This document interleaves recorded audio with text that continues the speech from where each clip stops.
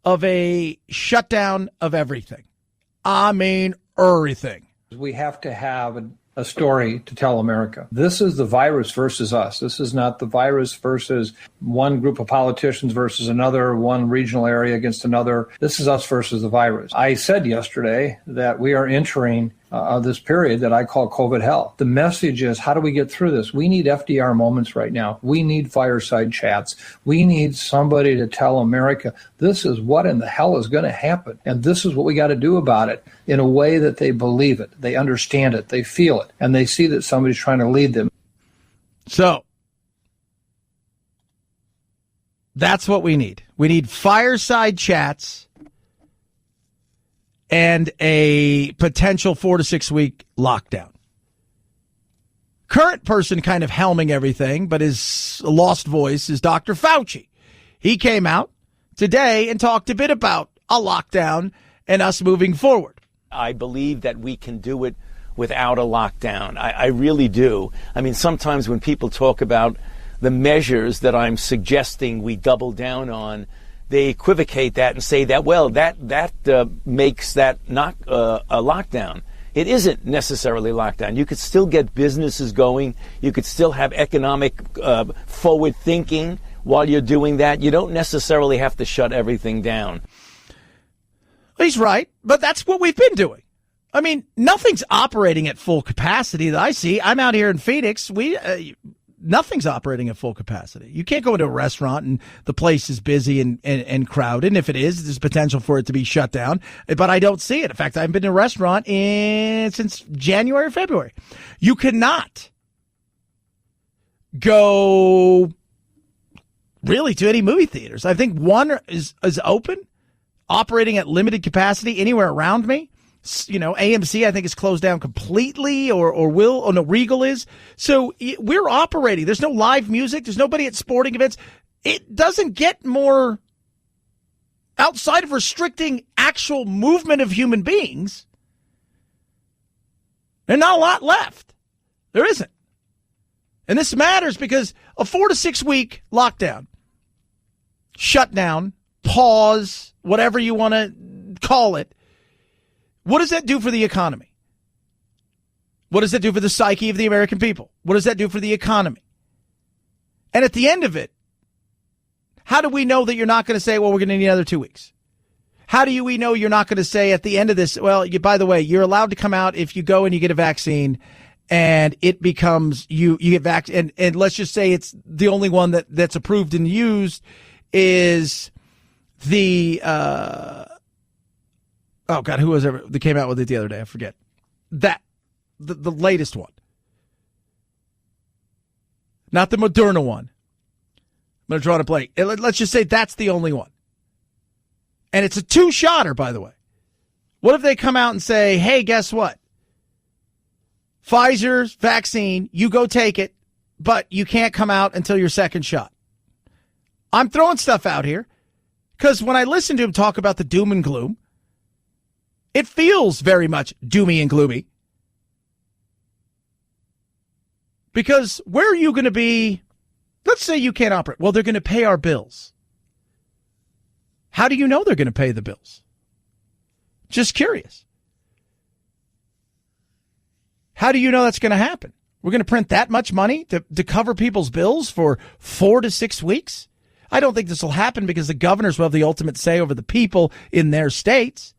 But it's the thought process. But it's also going to show you that the federal government is limited in its powers and the things it's going to be able to do. But could you imagine another 4 to 6 weeks? So while the changing of the guard is going to happen, and I know people are like, it's not over yet. It's over as far as I'm concerned. And until it's proved otherwise inside a court of law that there was hundreds of thousands of millions of votes that swayed this thing, we're just going to move forward with this. The story may change. I could be wrong in court. I'll wait till we get there and we get a ruling. But the new guy coming in is more empathetic. But there will also be a potential for more restrictions and things of that nature. we're going to be in the 130s, 140,000 again. And that number is going to keep rising rapidly. We've been predicting this. It's a combination of pandemic fatigue, people just being tired of trying to avoid the public and the places that put you at increased risk, pandemic anger, where up to a third of the U.S. population does believe this pandemic is real to begin with, so why adhere to any kind of public health recommendations? And then we have a situation where going indoors right now, we know that virus concentrations build up inside and transmission is much more there. So we have to tell the story of what's coming. No, you tell the truth, but you give everything. Look, this thing's out here. We don't have a vaccine for it yet, and we probably will by the time that Biden takes office, if and when he does, or whatever. You tell the truth. But you also tell the truth about the economy. You also tell the truth. You give everything. Don't tell the story. Tell the truth. This isn't going to kill everybody who gets it. The panic porn doesn't work anymore. People are worried about the economy. Well, so people are worried about all the money they're going to make. People are worried about whether or not they're going to have a home, whether or not they're going to have food, whether or not they're going to have a car, whether or not they're going to be able to survive day by day. That's what people are worried about. I think the thought process that you get this and die, because the beginning of this, it was, oh my God, this thing is 25,000 times more deadly than the flu. That's an exaggeration, Chad. It is, but you get where I'm going with this. Find out that's not true. Even without a vaccine or therapeutics, while it is deadlier than the flu, imagine if we didn't have those things for the flu. Ooh, I never thought of that. People are frustrated. The mental health side of things is wearing on individuals. I see it in my son, who's 10 and who's struggling not playing sports, who's struggling not having human interaction outside of his mother, grandmother, and aunt. I see it. Comes out here, he becomes a different kid. He's got a lot more freedoms, can run around, do a lot of stuff. There's kids he plays with the whole 9 yards. At home, it's not that way. Much more cracked down in San Diego, and it's getting more and more so. We need to take it serious, but we also need to take calculated risks. Learn to live with it, through it, and around it. Throwing it out there, people. I know you're a church. I get it. But can we just be honest for a second? 4 to 6 weeks? Is your governor going to go with that? Cuomo may run with it. They're already starting to clamp down again. Gavin Newsom would be happy with it, because both Cuomo and Gavin Newsom apparently aren't going to want to reopen until there's a cure. Other states, don't know if that's to be true. Don't think so. And this is where you're going to find out what states' rights are all about and what differs between Democrats and Republicans. Democrats, and I'm not talking about the average Democrat who gets this, but a lot of people out there who believe that, well, the federal government should just be able to say there's a national mask mandate and we should all do this. And then you find out that's not the way we work. We are a republic. Each state is its own little world. And in that own little world, it does what? It controls what goes on there. And the feds aren't going to overstep that. Trump tried to do that. Remember at the beginning of this? Trump he tries to say maybe we should ban people from coming to New York or leaving, going to New York or leaving New York. And Cuomo came out and said, that to me is an attack on the states. He's declaring war on the state. I think you're going to find out, as bad as you thought Trump did, that it's not the easiest thing in the world to rule when you have 50 different personalities who are going to do their own thing. 323-538-2423 at Chad Benson Show. Twitter, text, love hearing from every single one of you. AMAC, Association Mature American Citizens, fastest growing over 50 organization in the country for 19 cents a day. You can be a part of an organization that's fighting for common sense immigration reform to make sure that Medicare and Social Security are solvent and there because you've paid into it, as well as things like protecting your First Amendment, Second Amendment, and the Constitution itself. That's what AMAC's all about, but it's not just that. Retail, restaurant, hotel discounts that you cannot believe. They'll help you with things like you're signing up for Medicaid. Oh, wow, I'm signing, my grandma, I got to sign up for my mom. They'll help you walk through the steps and make sure that you get all the information you need. And those discounts across the board are amazing. Join today. Like I said, less than a quarter a day, less than 2 dimes. And you get all those benefits. Join right now. Go to amac.us/chat. amac.us/chat. Join today. amac.us/chat. The Chad Benson Show.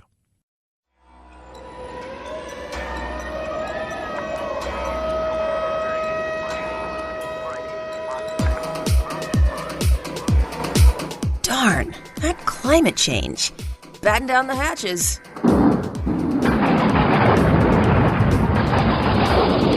It's Topical Storm Chad, headed your way. 709,000 laid-off Americans applied for jobless benefits for the first time last week. It's a pandemic low point for weekly jobless claims and a sign of a slowly recovering labor market. The number of weekly jobless claims has dropped in each of the last 4 weeks. However, there has been an increase in infections every day this week, threatening jobs and the economy. And that's the thing. Fourth quarter, a lot of people expected third quarter was going to be a huge bounce back. We were going to continue to steamroll that into the fourth quarter, on into the new year. And now you've got states starting to scale back at a time of year when, for lack of a better term, you make hay. This is when you go out, you put yourself on solid footing because you've got the retail, restaurant, and hotel industries are going to be booming because of travel, because it's the holidays and you're buying presents, because you're staying places. This is, and now it's And that's scary, because a lot of businesses are looking around and deciding if they can make it through. And the ones who had tried to do all they could to adapt, are in a position where they may be facing another slowdown or shutdown, another restriction on how many people are allowed to come in and out, which will cause people to slow down on their purchasing. And this is it for a lot of people. We're going to lose 1 in 6 restaurants will never return. And that's if everything stayed the same as it did through the third quarter and we continued to ride that bit of momentum we had. If that flips and goes in another direction, sorry, you may look at 2, maybe 3 restaurants. And retail we talked about that yesterday with Rahm Emanuel. What did he say? Rahm said, we should teach those people to code. Really? You think? Everybody thinks it's just code and you just walk in and it's like, snap your fingers, the easiest thing in the world to do. No. We've got to, the one thing this has done is it's shown our weaknesses in parts of the economy that we need to strengthen. But it also shows that some of those weaknesses some of them are people. I'll say it. That's the reality. Nobody wants to say that. Some people, the weakness is you. What's that supposed to mean, Chad? The parts of the economy that are going to struggle, and the people that will deal with the struggle and struggle the most, it isn't the economy. It's them. Lack of skill? Maybe poor choices? We can go into a lot of reasons. And people will hit me, Chad, I can't believe you said that. That is awful. That is horrible. But I am not, I throw it out there. There's a lot of people out there, and you know it as well as I. They're going to struggle no matter what happens. At the best of times, they're just getting by. And at the worst of times, it could get ugly. So we'll see what takes place. We'll see how they approach the new rising cases, and if this is going to end up being one of those things where we're going to be restricted and heading back indoors for the most part, minus essential workers. And one of the thought processes, the essential workers will expand because too many people were being claimed as essential workers when maybe it really wasn't. And what will that do if we have to expand that? But there is good news. It was the sandwich that went viral before viral was a thing. Come and get it. Now McDonald's is bringing back McRib for a limited time starting December 2nd. The barbecue's on at McDonald's. It's going to be the first appearance of the boneless pork rib sandwich with slivered onions and pickles in about 8 years. McRib's become an elusive prize for devotees who scour the internet for reports that it's back on the menu at Mickey D's, even for a short amount of time. It also helped launch the McRib Locator, a website to spread the word. No, never had one. I think I will try one.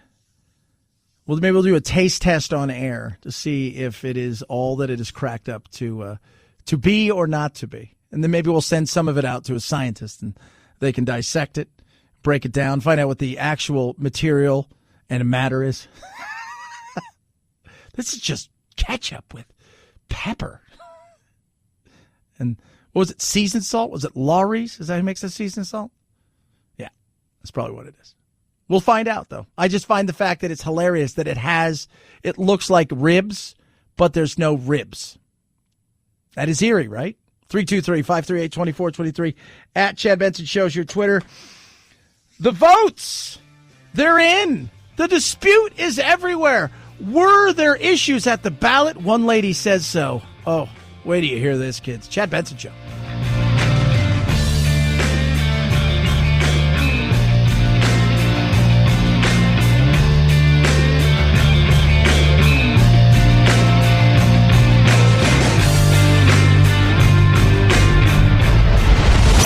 The Chad Benson Show.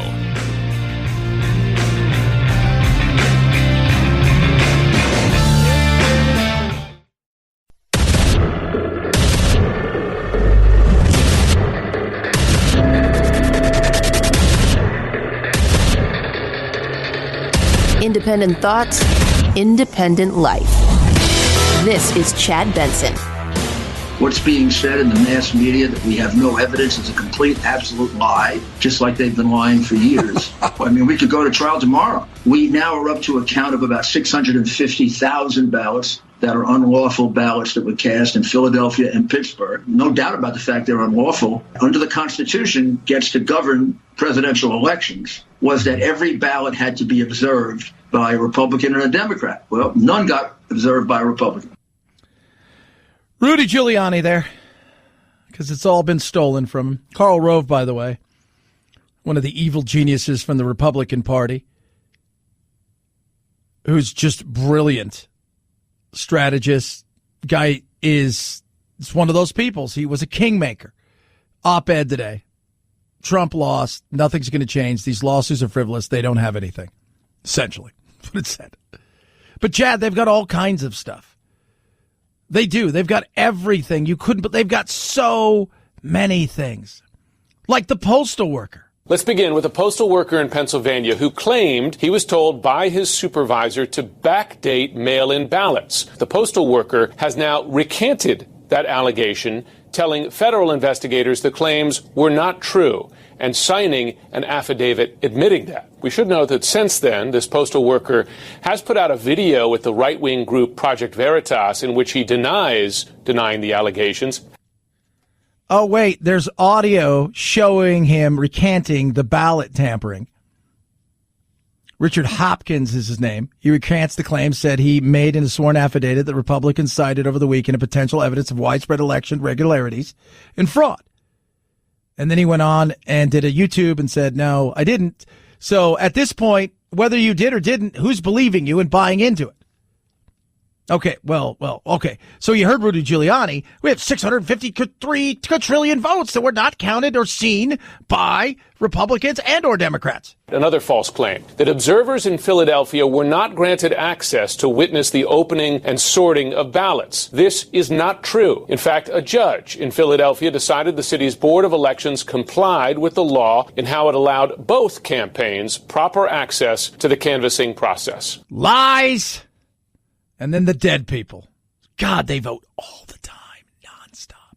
Next example. The president's supporters are circulating a list which claims to show cases of ballots in the state of Michigan being cast in the names of dead people. 37 of the people listed are indeed dead, but they did not vote. 5 of them are alive and voted legally, according to public records, and 8 are alive and did not vote. The Department of Homeland Security, run, we should note, by Trump appointees, yesterday debunked rumors of dead people casting ballots in this election, saying that there are a number of voting integrity measures already in place to protect against that very type of ballot fraud.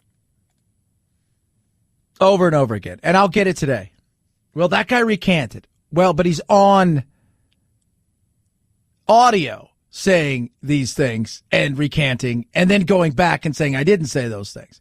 So not kind of the person that you think is going to come in there and really knock it out the park. Do you really believe that? It is frustrating. Look, play it out. I got zero problems with that. I've been calling him president-elect since, well, last week. And everybody's like, you hate Trump. You're a psychopathic lefty. No, what I am is I'm just looking at the scoreboard. And the scoreboard is this. He has got more votes in these states, which gives him the prerequisite 270 plus that makes him the president-elect of the United States. And come December 12th, when the Electoral College meets, that is what I believe will happen unless there is proof otherwise. And I got zero problems moving forward and doing an investigation and, in some places, Georgia, a recount. And if you think you can get them into court and win, do it. But when that doesn't happen, and people say, well, what if it does? If it does, then it's the greatest fraud in the history perpetrated on the American people. And our vote that the Democratic Party will be screwed. They will fall apart, and the Republicans, at least for a while, will have quite the run. And I'm okay. The fact that, look, the media's come out and poo-pooed all of it. Look, do I think there's some fraud? I'm sure there is. Is it to the tunes of tens of hundreds of thousands of ballots? Probably not. Probably a small amount.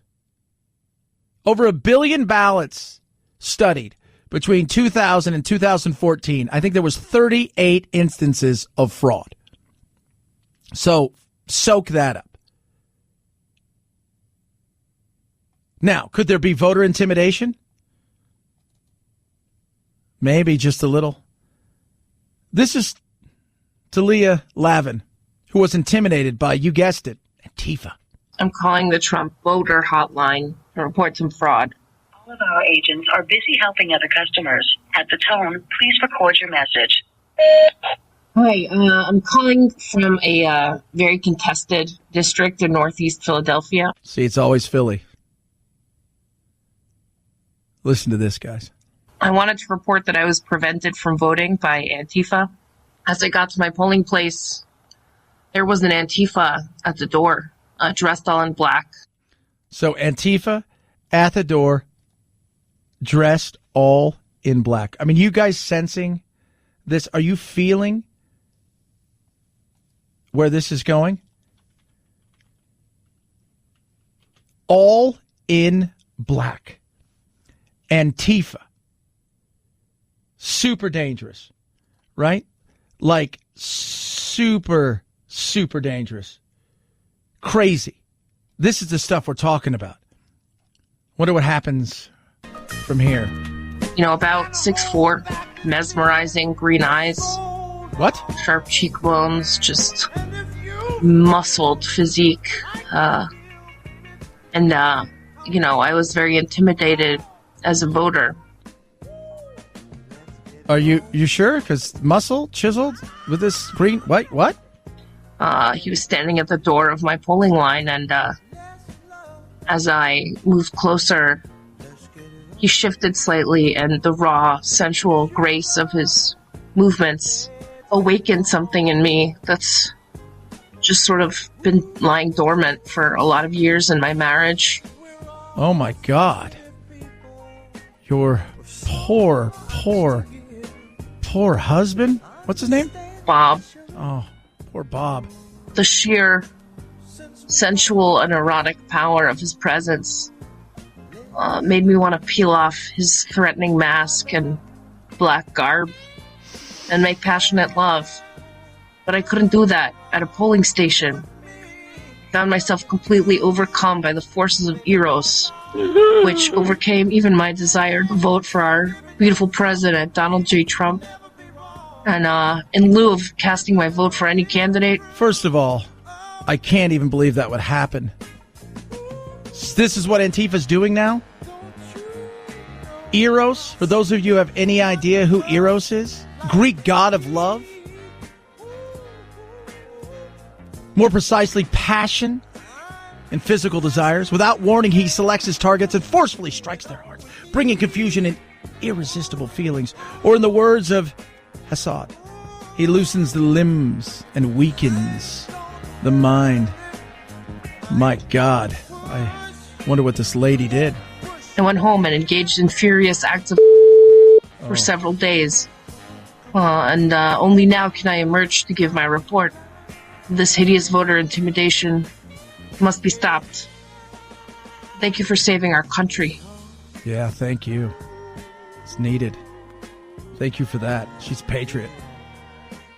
She is. 323-538-2423. At Chad Benson Show is your Twitter. Tweet at us. Text the program. People are going to be all whiny and cry. I can't believe you did that. No, it's funny. It's the reality of the insanity we live in. Get over yourselves. Let it play itself out. That was humorous. If we can't have humor, what are we going to do with ourselves? Here's my question to all of you. We'll go a little bit more in depth over the next couple days on this. Is when this is said and done, if they find that Trump was cheated out of it, I'm going to hammer the Democrats for years. But if they don't, will you ever believe for a moment that Trump lost? Because if you are going to be in a situation where you only believe he lost because he was cheated, and that if the court cases go against him, it's only because the deep state and they're rigged, that is, we're not having a conversation. Your belief is made up. I said the other day, I am a open-minded skeptic. Because I am. I feel that I need to be that way. Because I want to be open-minded and skeptical about things that I don't see or quite understand that people are just telling me without doing my own research. You know, one of the reasons that I found that the postal workers so interesting, that you see they had a GoFundMe for him that raised $150,000 and then GoFundMe took it down, or somebody took it down, then GoFundMe, I guess, refund the money. Those things are the reasons I have issues. Just like when we see people explode on social media and do something that looks like it's good, and then you find out there's always a backstory to something. Same thing with here. Prove, show. That's all I think people want to see. But would you accept President-elect Biden as the president eventually? And would you get behind him, or are you going to root and hope that he fails at everything? I want him to succeed, if indeed he is sworn in on that day, which I think he will be. But when he does things I don't like, I'm going to call it out. When the Democrats overreach, I'm going to call it out, just like I would for anybody else. 323-538-2423 at Chad Benson Show, Twitter. Tweet, text. Check out Chad Benson Show TV on YouTube as well. Raycon, best earbuds around, incredible gifts, 45-day return policy, which you won't have to use because you're going to love them.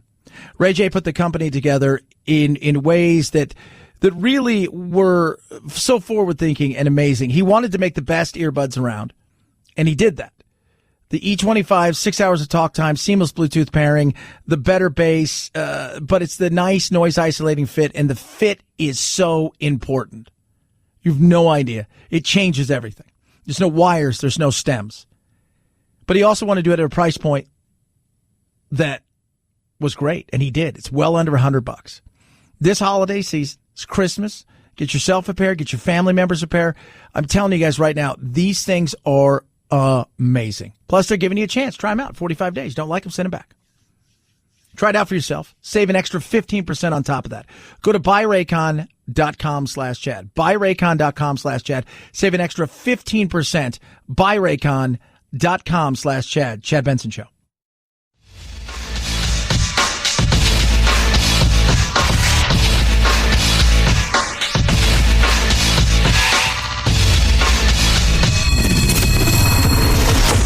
The Chad Benson Show, where we reach across the aisle and occasionally poke someone in the eye.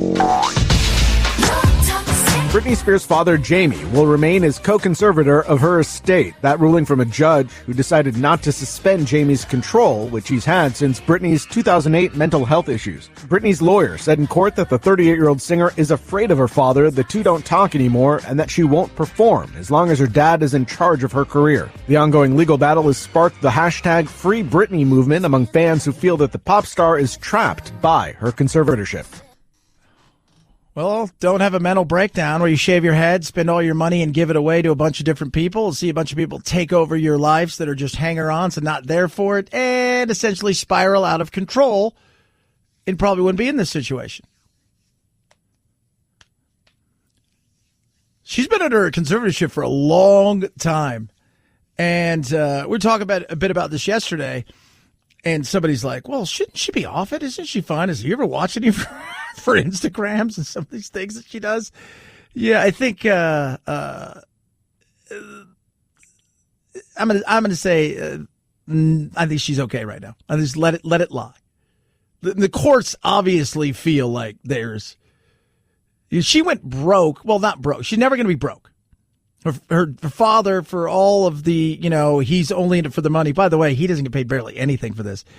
For all of that, he set her up in such a way that even when she went broke and gave everything away, spent insanely, that she was able to replenish within a year or so.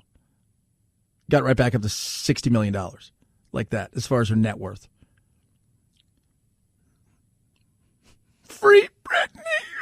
Why are you guys so mean to Britney? I remember that guy was spectacular. Spectacular. Somebody just called in, left a message. We don't do a lot of those. I think you guys know that. I don't take calls, mostly because producer Phil, what is our phone number again? We haven't used it in years. You don't even know. 866-344-2432. Yeah, he don't know. You don't know. That could be it for all I know. Hey, Chad, Brian here. My thing with voter suppression is in people's own houses. So if a mail-in ballot and you got some person in a house that's super left, or in this case, super Trump, and they don't let the other people in the house have their ballots and vote, they fill them out and just send them in. This is the way our family votes, and I've heard of a couple of occasions of this happening. So it's not about the election to me. It's more about when you vote, you should not have interference from anyone within your family. Now, that's a family issue right there. By the way, you're supposed to be able to look at the ballots, the signatures, and they should match. Does that happen? I'm sure it does, but we can't. It's what if your mom and dad said, if you don't vote the way I want you to vote, you can't live in your house and we cut you off. I mean, this is, look, everybody's going to look for something. And remember, in 2017, 2016 into 17, if you go and look, did the Democrats believe that it was stolen from them? Yes, Democrats, you did. And for the next 4 years, you've continued to push that. On the other side of things, Republicans didn't think it was unfair. Now they do, because they lost the presidency. Go down the ballot. That's the other thing. To show you what this was, in many cases, a true referendum on was Trump's attitude. Because many voters out there voted pretty much down party line outside of Trump. And that's something that says, hey, this is not about even your actions. It's about you. 323-538-2423. At Chad Benson Show is your Twitter. Tweet at us. Text the program. Chad Benson Show TV. Feel free to check that out on YouTube. We'll do a Facebook Live a little bit later. Do a little working out. Watch some of the Masters today. I'm pumped. I'm in a pool. I picked Justin Thomas. I love Bryson, but I picked Justin Thomas. I have a feeling this weekend he's going to pull it out. I don't know why. You guys have a blessed, wonderful day. Oh, good news. I see Friday. Night, night, Jack.